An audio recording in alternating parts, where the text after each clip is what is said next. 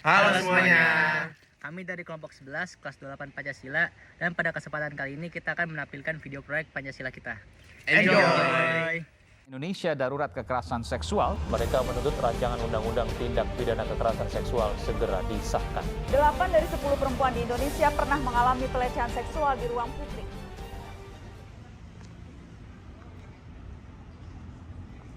Woi, Pil, Sar, lihat dah. Nih, coba lihat dah. Pemirsa, Tim Biro Konsultasi dan Bantuan Hukum Fakultas Hukum Universitas Mataram membuat laporan ulang ke polisi terkait dugaan pelecehan seksual. Duh, ngeri banget ya ada kasus pelecehan seksual di lingkungan kampus. Gila, ini emang ngeri banget. Jangan sampai kejadian nih di kampus kita ginian. Tapi cara kita mengusulkan solusinya gimana ya? Gini deh, gimana kalau kita bikin program sosialisasi tentang pelecehan seksual di kampus kita? Boleh. Boleh banget tuh. Boleh banget. Tapi kita cuma bertiga. Kayaknya perlu orang lagi nggak sih? Iya sih. Mau ajak siapa? Siapa nih? Siapa ya? Jar. Bentar sini. Bener nih. Kenapa? Sini dah. Nah, jadi tadi itu ada berita nih tentang pelecehan seksual yang terjadi di lingkungan kampus. Kita bertiga, kita rencananya mau bikin program sosialisasi biar pelecehan seksual nggak terjadi di kampus kita. Nah, kita kan masih bertiga nih, makanya kita ngajak lu mau nggak ikut bareng sama kita? Oh boleh dong, boleh. Nah tapi yakin empatan aja bisa kita. Iya sih ya, empatan doang. Perlu satu lagi nggak? Kayaknya satu lagi deh, kayaknya biar berlima ya. Perlu satu lagi. Tapi siapa? Siapa ya? Udah lah, gue panggil temen gue. Nah, boleh. Coba. Hubungi. Woi Mar, di mana lu?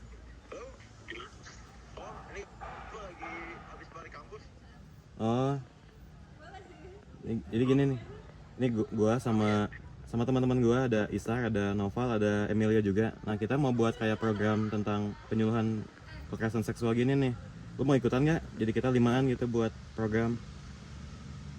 Wah, mau dong, itu bagus banget tuh. Biar kasus pelecehan seksual di lingkungan kampus bisa tercegah. Nah benar. Mau dong?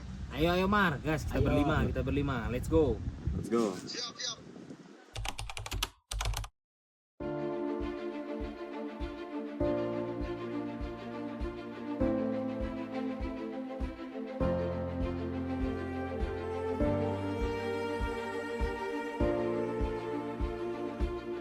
Perkenalkan nama saya Emilia Nova Penastika, biasa dipanggil Nova. Saya dari Fakultas STK, NIM saya 19624 193. Saya di sini dalam kelompok 11 Pancasila berperan sebagai ketua kelompok.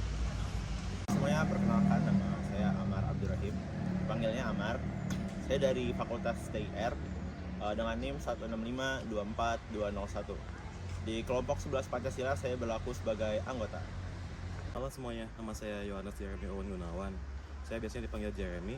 Saya dari Fakultas TIR dengan NIM 16524 Dalam kelompok ini saya berperan sebagai anggota kelompok. Halo semuanya, saya Emilio Justin, biasa dipanggil Emil. Saya berasal dari Fakultas TK dengan NIM 19624 Dalam kelompok 11 Pancasila ini peran saya adalah sebagai anggota. Halo, perkenalkan nama saya Itzar Karisma Nugraha dari Fakultas Sekolah Teknik Elektro dan Informatika Rekayasa dengan NIM 16524 Saya berada di kelompok 11 sebagai anggota. Pancasila merupakan ideologi negara Indonesia, merupakan dasar negara Indonesia, mana nilai-nilai dari Pancasila perlu diterapkan oleh seluruh masyarakat Indonesia. Salah satu nilai yang perlu diterapkan adalah nilai kemanusiaan yang terdapat pada sila kedua, mana manusia harus memanusiakan manusia. Kita harus menghargai sesama, kita harus bersikap toleransi. Namun pada zaman modern ini, faktanya, nilai-nilai kemanusiaan semakin berkurang. Hal ini ditandai dengan banyaknya kasus pelecehan seksual yang terjadi. Menurut Komisi Nasional Anti Kekerasan pada Perempuan, terdapat sekitar 348.000 kasus pelecehan seksual yang terjadi terhadap perempuan. Jangankan ribuan, satu saja sudah terlalu banyak untuk negara Indonesia. Banyaknya kasus tersebut menandakan kurangnya perhatian masyarakat Indonesia terhadap kasus pelecehan seksual. Mereka cenderung tidak peduli atau menganggap hal ini adalah hal yang biasa. Padahal pelecehan seksual adalah kasus yang sangat berbahaya. Terdapat banyak sekali dampak yang dapat dialami oleh korban pelecehan seksual. Dampak tersebut dapat berupa fisik maupun psikis atau secara mental. Mungkin kalau secara fisik kita bisa tahu dampak yang dialaminya berupa luka-luka atau penularan penyakit dan lain sebagainya. Namun kalau secara mental, rasa trauma yang berat mengakibatkan korban pelecehan seksual tidak berani lagi mengekspresikan dirinya di lingkungan luar. Namun kalau kita lihat dari sisi pelaku, apa sih sebenarnya faktor yang menyebabkan mereka berani melakukan hal sekeji itu?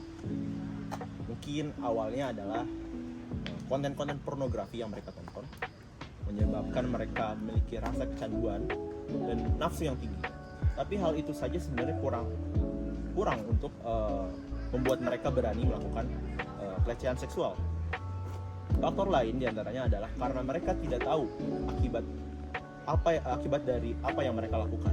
Mereka tidak tahu tindak pidana apa yang akan mereka dapatkan ketika mereka melakukan pelecehan seksual.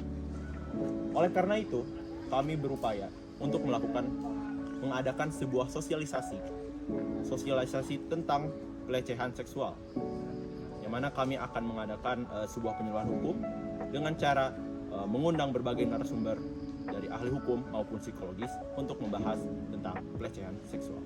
Ada 3 manfaat yang ingin kami capai melalui kegiatan penyuluhan hukum mengenai kekerasan seksual. Yang pertama, memberikan pemahaman kepada mahasiswa ITB Jatinangor terkait hukum mengenai kekerasan seksual, serta meningkatkan kewaspadaan mereka terhadap kasus-kasus tindakan kekerasan seksual yang masih dapat terjadi. Yang kedua, meningkatkan kesadaran mahasiswa ITB Jatinangor untuk bisa saling lebih menghargai dan menghormati kepada sesama, dengan memahami lebih dalam terkait kekerasan seksual dengan mengimplementasikan nilai-nilai Pancasila, khususnya sila kedua Pancasila. Ketiga, dapat mengurangi dan mencegah kasus-kasus yang masih dapat terjadi di lingkungan kampus. Adapun beberapa manfaat yang kami harapkan dapat dicapai dan dirasakan setelah kegiatan penyuluhan hukum ini selesai. Yang pertama, mahasiswa ITB Jatinangor dapat lebih paham mengenai tindakan kekerasan seksual dan hukum yang mengatur terkait kekerasan seksual. Yang kedua, mahasiswa ITB Jatinangor dapat lebih mengekspresikan dirinya di lingkungan kampus tanpa perlu khawatir akan adanya tindakan-tindakan yang tidak sepantasnya dilakukan. Yang ketiga, dapat menghindari kesenjangan sosial dan ketidaksetaraan gender yang masih dapat terjadi di lingkungan kampus. Nah, berbicara tentang upaya preventif kekerasan seksual melalui penyuluhan hukum, maka kelompok kita akan melakukan kegiatan penyuluhan hukum kekerasan seksual dengan mengadakan kegiatan seminar yang akan dilakukan secara hibrid. Nah, kegiatan secara hibrid sendiri kita akan melakukan secara luring dan daring. Nah, kegiatan secara luring kita akan mengadakannya di ruang auditorium Gedung Kuliah Utama 2 atau GKU 2 dengan kapasitas sekitar 200 orang. Nah, bagi teman-teman yang belum memiliki kesempatan untuk mengikuti seminar secara luring di ruang auditorium GKU 2, kita akan mengadakan seminar secara daring melalui Zoom Workplace dengan kapasitas yang terbatas. Untuk mengadakan kegiatan seminar yang akan kita jalankan, kita membutuhkan sebuah bahan atau materi yang akan kita perlukan. Maka dari itu kita akan mengadakan kegiatan metode penelitian berupa pengambilan data secara kualitatif.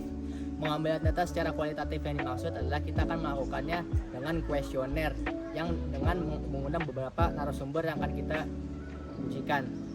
Nah, calon-calon narasumber yang akan kita ujikan dapat berupa perempuan dengan latar belakang kekerasan seksual atau polisi yang telah menangani kasus korban kekerasan seksual. Untuk menjamin transparansi dan keamanan kuesioner yang akan kita jalankan, kita akan berkonsultasi dengan psikolog untuk dalam penyusunan kuesioner kita agar berjalan dengan mulus.